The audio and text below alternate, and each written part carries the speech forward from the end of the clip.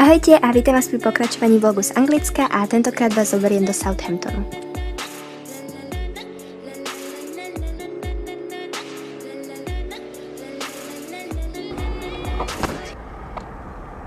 To bude mega.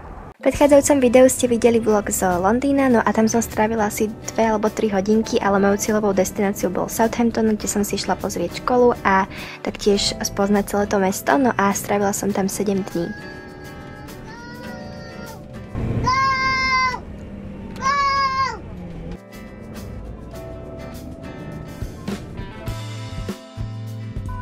Pre tých z vás, ktorí nevedia, tak Southampton sa nachádza na juhu Anglicka, je to pomerne veľké mesto, žije tam okolo 220 000 obyvateľov a taktiež je to aj hlavný prístav Anglicka a taktiež aj študentské mesto, pretože sú tam 2 univerzity, čiže je tam okolo 40 000 študentov.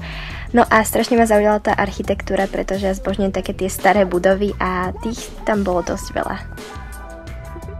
Ako som už spomínala, je to teda hlavný anglický prístav a zaujímavosťou je, že odtiaľ to bola, kedy štartoval Titanic. Počas týždňa sme stali menšie stretnutie so slovenskou blogerkou Lindou, no a ona taktiež točila vlog, takže to nájdete dole v popise.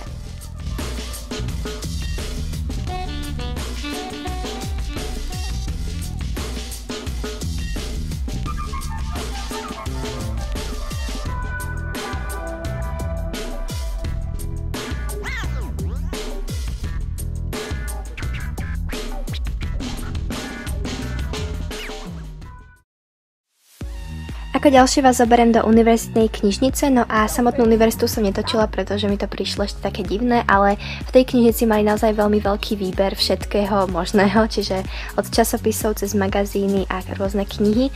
A samozrejme ja som sa vybrala do módnej sekcie, takže tam som strávila veľké množstvo času.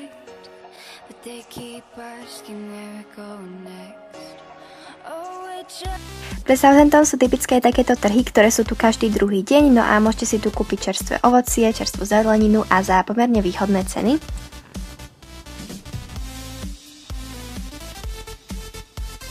Čo sa týka nakupovania obchodov, tak je tu určite veľa možností. Je tu hlavne toto veľké obchodné centrum, ktoré sa nazýva Westgate a momentálne robia aj takú väčšiu prestavbu, čiže tu bude ešte viac obchodov.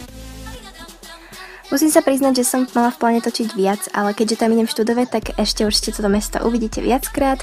No a posledne som strávila v prístave, kde som len tak sedela, pozerala sa na more a ten výhľad bol naozaj krásny. Týmto by som teda ukončila celý tento vlog zo Southamptonu, no a na záver bola strašne krásna obloha, takže ju teraz práve vidíte. Dúfam, že sa vám video páčilo, ak áno, môžete kliknúť na like a vidíme sa na budúce a ešte tu je menší stostrih z môjho cestovania naspäť. We're all so tired of everything. We wait for trains that just aren't coming. We show off our different scarlet letters.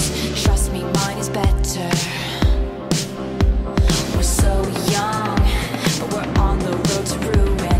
We play dumb, but we know exactly what we're doing. We cry tears of mascara in the bathroom. Honey, life is just a classroom.